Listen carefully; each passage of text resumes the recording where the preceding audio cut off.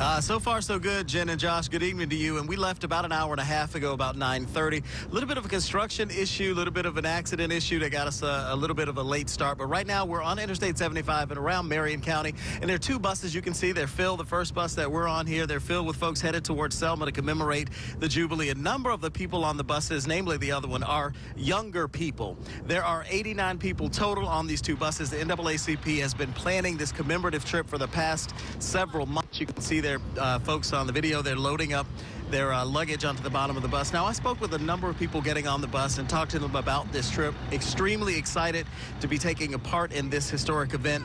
And more so than anything else, the young people are excited to be taking part in history. Well, my grandmother told me about it, and I was very interested in it. So she said she could get me inside. So once I was like, why not? Learn something about my history, my culture. And as you mentioned just a moment ago, the president is expected to speak at the Edmund Pettus Bridge at 1:30 tomorrow afternoon. I'm going to sit down with some of the older folks on this trip, some of the younger folks on this trip to get their take on what he has to say and the entire experience overall. Josh, Jen? Hey, Rod, what other things is the group planning to do? Do you know? You know, it's really interesting. There are a number of activities that are taking place throughout the weekend, actually have been taking place all week long. One of the things that the NAACP plans to do is also visit some of the historic sites in Montgomery, Alabama and Selma, Alabama as well before heading back. So it's really kind of a packed itinerary. We're going to document as much of that as possible, bring you a lot of live reports throughout the weekend. Back to you guys. We're looking forward to that, Rod. Rod Carter traveling right now on a bus towards Selma, Alabama. Thank you very much. Shad. At the Hillsborough County branch of the NAACP. He joins us live this morning. So, Rod, this has to be an amazing experience. How was the trip over? The trip was pretty good, Adrian. It's actually really nice. I heard Brian say that the high today was going to be 62. Well, right now, it is a brisk 30 degrees, but sunny in downtown Selma. You can see just over my shoulder the site of that march some 50 years ago, the Edmund Pettus Bridge. Again, here with the NAACP from Hillsborough County, about 90 people boarded two buses last night, setting out at 9:30 for Selma. We are in Selma now. Traffic was a bit heavy, as you would rather expect. Vendors are out. Thousands of people already here lined up to wait to hear the president speak. And interestingly enough, a lot of them are just standing here watching and staring at that bridge, the site of where everything took place 50 years ago. Again, this trip is not just a part of a celebration, but it's also a part of history. The images, even 50 years later, still grip the nation. People beaten during Bloody Sunday in Selma, Alabama, March 7th, 1965. Now, some 5 decades later, thousands of people prepare to converge on Selma to remember that day, a day that changed America. Nearly 100 people from the Bay Area traveling with the NAACP headed out Friday night on a journey to Selma. I have friends that went to the march. Among them, Pat Spencer. She was in Montgomery in school at the time of the march in 65. She didn't march then, but certainly would not miss this opportunity now. And I hope that as we go down there this weekend, we can rededicate ourselves and re-energize ourselves to do the kinds of things that's needed to be done. And the first one is to vote in every election. And that is one lesson they want to impart to some of the younger people taking this trip. There are many of them here. Well, my grandmother told me about it, and I was very interested in it. So she said she could get me inside. So once I was like, why not? Learn something about my history, my culture. The NAACP offered people the chance to take a part in history. The NAACP was at the forefront when it started many years ago in the 50s and taking an active part in that. And where we decided that from that point on, from the 50s all the way up to now. A time of celebration, of contemplation, and now of action. How you doing? And again, as you can see, the stage is set. Lots of people are already here in downtown Selma, ready for this celebration, this Jubilee. Again, the president is speaking at 1:30 this afternoon, but I want to show you something. If you'll just take a look right over here to my right, you can see that there's already a tremendous line of people who are waiting to get to see the president speak. They were told to be here bright and early at about 8:30, but I can tell you right now, they were here a lot earlier than that. Again, the crowds are ready. Thousands of people here in Selma for this celebration, for this Jubilee. We're going to be here with the NAACP. A lot of older people on the trip, coming on that trip. A lot of younger people also coming on that trip. Adrian, we're going to sit with them and talk to them and get their take on what the president has to say and just this experience overall, because it is really a part of history. Adrian? Oh, Rod, I'm sure it's going to be an emotional day, an inspirational day. So what other things does the group plan to do while they're there? You know, it's really interesting. Aside from taking a part in just the celebration itself and all that goes along with that, they've also factored in a couple of trips to some civil rights museums, namely in Montgomery, Alabama, just to show the older folks on the trip and, more importantly, the younger people who are on this trip as well, some of the things that their forefathers went through in the struggle for civil rights, and to give them an appreciation of what everyone has to go through today. So it's really an educational trip all around. Again, the bus trip was nice. It was fun. Had a great time driving up, but we're here now and ready to take part in this Jubilee. You know, good afternoon, first of all, Adrian. It's an absolutely electric experience right here. Thousands and thousands of people are here to commemorate Bloody Sunday. But I do have a quick update for you. We just got a White House communication a short time ago, and now it appears that the president actually did not leave D.C. until about 11:30. He was delayed about an hour leaving, so that could possibly delay his speaking here. I don't think any of that's going to matter to the folks who are out here today. Started out a bit cold, but now it's warmed up nice. And you can see this is what they're all here to see. That's the Edmund Pettus Bridge just over my shoulder.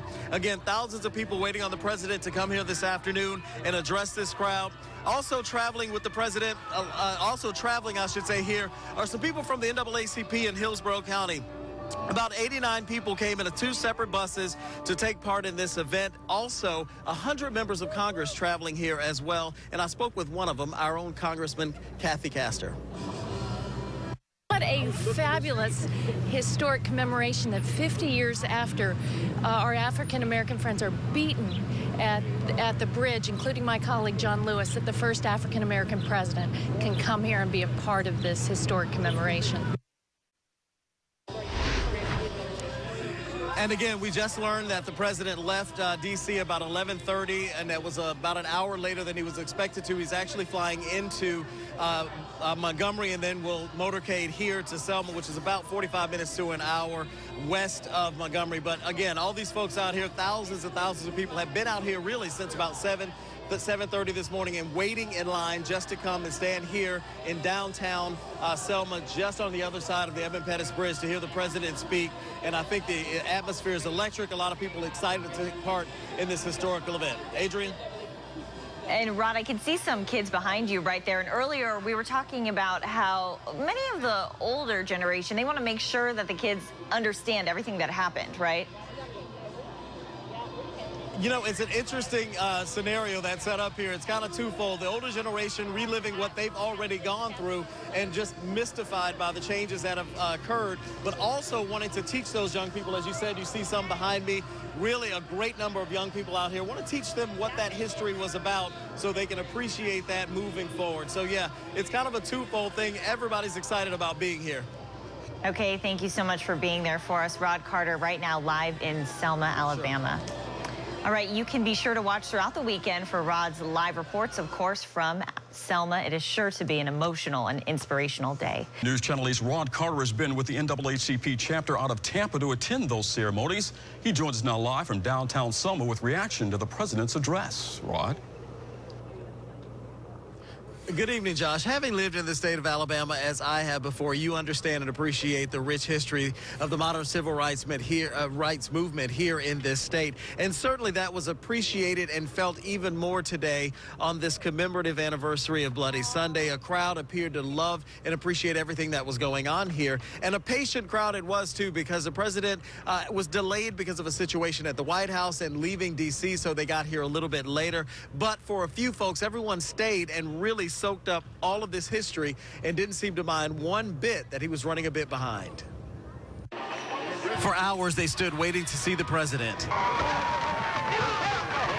The irony and symbolism not lost on them. The first African-American president addressing a crowd on the 50th anniversary of Bloody Sunday, a fight for voting rights. Among those here today, Representative Kathy Castor. What a fabulous historic commemoration that 50 years after our African-American friends are beaten at the bridge, including my colleague John Lewis, that the first African-American president can come here and be a part of this historic commemoration. I love the symbolism. After a delay and lots of patience, finally the president arrived. Many people could not see him except on a monitor, but they listened, like Yvette Lewis from Tampa, who found the president inspiring. I think it's very energizing, where it's giving people a charge to go home and do something in their community. Others who listened intently to the president's message saw it as more of a call to action than a symbolic speech. Ella Coffey from Tampa was one. He talks about the history, and he asks for a call to action. So he's kind of taken us from where we started and where we need to go. That just because we've arrived where we are with the first African-American president, we haven't arrived where we should be, where we need to be, where we can be.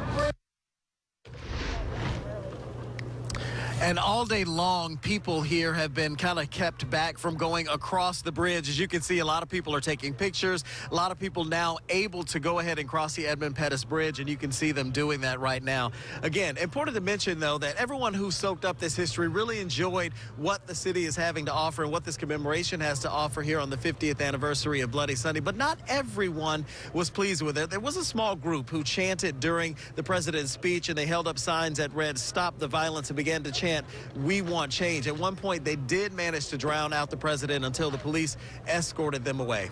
Josh? Well, Rod, we saw a lot of people there. How many people were expected to show up for today's anniversary event? Well, originally we heard that 100,000 people were expected to show up, but we heard from the White House just a short time ago that according to the fire marshal and the White House, only about 40,000 people showed up for the march. But I'll tell you what, however many people were here, you can see the crowd is tremendously thinned out, but they all seem to enjoy it and just kind of soak in what this moment had to offer. Tens of thousands of people showing up for a very special event. Rod Carter, thank you very much for that live report from Selma, Alabama tonight. And there is so much more happening this weekend in Selma. You won't want to miss Rod's live reports tonight and tomorrow right here on News Channel 8. Good evening, Rod.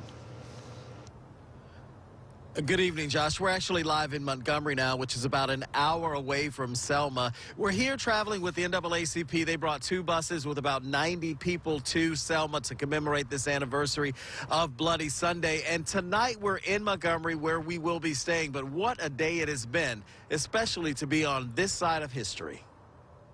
For hours, they stood waiting to see the president. The irony and symbolism not lost on them. The first African-American president addressing a crowd on the 50th anniversary of Bloody Sunday, a fight for voting rights. Among those here today, Representative Kathy Castor. What a fabulous historic commemoration that 50 years after our African-American friends are beaten at the bridge, including my colleague John Lewis, that the first African-American president can come here and be a part of this historic commemoration. I love the symbolism. After a delay and lots of patience, finally the president arrived. Many people could not see him except on a monitor, but they listened, like Yvette Lewis from Tampa, who found the president inspiring. I think it's very energizing, where it's giving people a charge to go home and do something in their community. Others who listened intently to the president's message saw it as more of a call to action than a symbolic speech. Ella Coffey from Tampa was one. He talks about the history, and he asks for a call to action. So he's kind of taken us from where we started and where we need to go. That just because we've arrived where we are with the first African-American president, we haven't arrived where we should be, where we need to be, where we can be. There have been a lot of activities taking place to mark this Jubilee, and there will be another major event that takes place tomorrow. Again, thousands will head down to Broad Street, downtown Selma, to head towards the Edmund Pettus Bridge to take part in a commemorative march across the bridge. Thousands of people are going to do that. It is sure to be an emotional event. Josh? No doubt about it. Now, Rod, originally during that first march, 600 people took part. How many people were at today's anniversary? Yeah, no, there were 3 marches. 600 took part in the first one, then there was a second march, then there was the third march. Well, this one, we're told via the White House, about 40,000 people showed up down here today. I think they may have expected maybe 100,000, but we're told that the official number right now is 40,000, Josh. All right, Rod Carter, thank you very much for that live report tonight from Montgomery, Alabama. And Rod Carter, how's it going this morning? Going pretty good. Good morning, Candace. Good morning, everyone. We are actually live in Montgomery in the NAACP. I'm traveling with about 89 folks on board 2 buses. Came up here late Friday afternoon, and we're staying here in Montgomery. In about an hour, we're going to board those buses, head back over to Selma to take part in that commemorative march across the Edmund Pettus Bridge. Watching the president speak is something a group of young men from Tampa called Men of Vision can't believe they got to experience. But for them, the entire trip is like living history. It's a great experience, you know. It was 50 years ago that Martin Luther King did this, and it'll be a great experience for us to learn our history. These images of people beaten on the very bridge they stand in line to see isn't something their minds could comprehend until now. To see such a big turnout to come to this great event, it's crazy. You're part of history. Yeah, it's a big deal. But it's not just the actual Selma experience. The drive up alone was a learning experience for these guys. We've seen a lot of things that have astonished us, like cotton fields for the first time. A moment organizers hoped would occur when the young people came on this trip. But both young and old have come away with something. Where the fight, the struggle began, the importance of the bridge, and understand how they can bridge actually that gap from history to the future. An experience to change and to challenge. And that really is what it's all about, bridging the past to the future. And again, that commemorative march takes place this afternoon. It's at 2:30. However, everyone is going to line up at Brown Chapel, which is a few blocks away, starting at 1:30, and then they will march those few blocks to the bridge and then cross the bridge at 2:30 this afternoon. We'll definitely be there walking with the folks here from Hillsborough County. We'll let you know how that goes later on our newscast this afternoon. All Candace? right. Thank you, Rod. Live in Selma, Alabama this morning. Thank you. Good evening, Josh. As you know and mentioned, I traveled here with the NAACP a couple of days ago. There were 89 people who boarded 2 buses and made their way here to Alabama for those celebrations. But that is certainly not a story that is exclusive to just the Bay Area. In fact, people all across the country did that very same thing, came here to Alabama. And that was more evident today than before.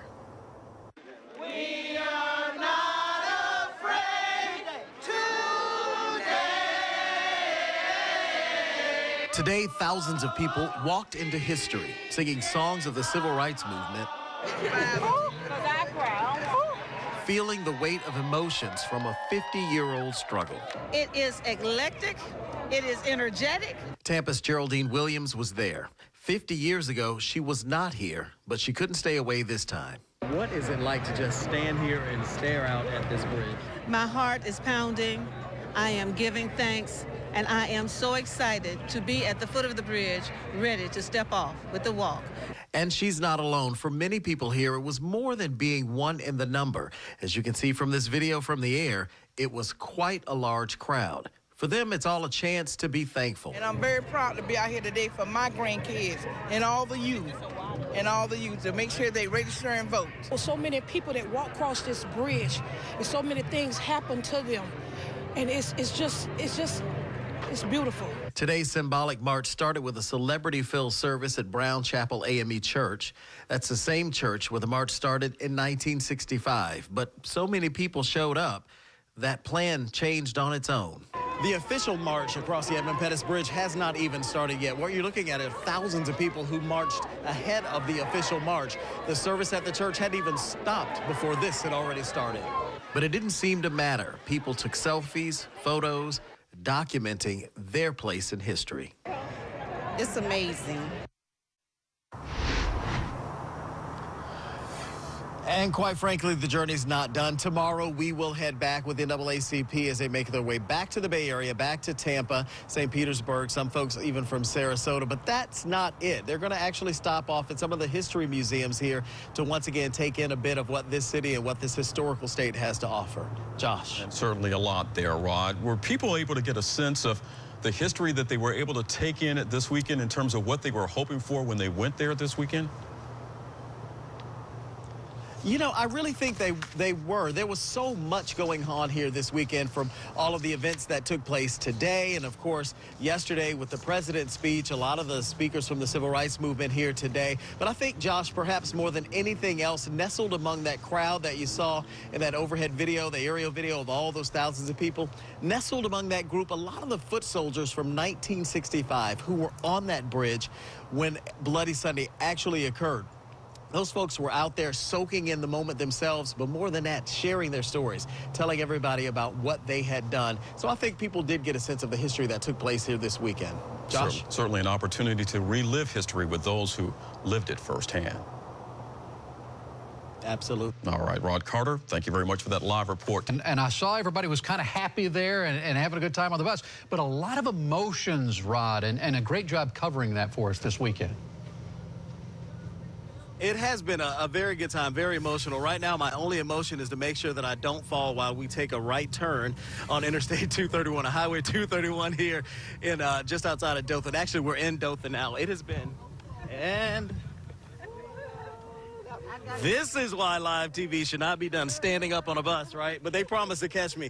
It's been an amazing experience watching this anniversary through the eyes of the people that are on this bus from Hillsborough County, also on a bus that's traveling behind us. And it's been interesting to relive that history. I want to take a look at some of the video that we shot all weekend long, because it's really been a great time. This weekend began Saturday morning with a presidential address, followed by a symbolic march. Thousands of people attended that event. And then yesterday, even more people filled the Edmund Pettus Bridge to actually march across the bridge. For many, it was an emotional experience just to stand in that very place where those marchers were 50 years ago. But for the group here today, learning went on. They actually stopped at two museums in Montgomery. The first was the Rosa Parks Library and Museum, and the other was the Civil Rights Memorial and Poverty Law Center.